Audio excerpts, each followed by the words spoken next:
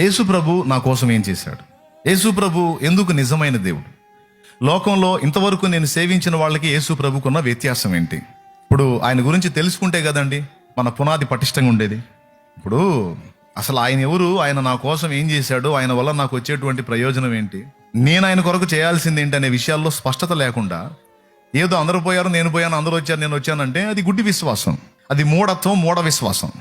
ఈరోజు ఇక్కడ కూర్చున్న మీలో కొంపదీసి ఎవరన్నా ఆ బాపతగా వస్తే దయచేసి ఇప్పుడు నేను చెప్పిన విషయాలు మీరు గ్రహించాలి. నేను చర్చికి వెళ్ళినప్పుడు అలాంటి అంధవిశ్వాసంతో సహజంగా అందరూ వెళ్ళినట్టే నేను కూడా వెళ్ళినా, అక్కడికి వెళ్ళిన తర్వాత దేవుడు నా మనోనేత్రాలు వెలిగించాడు.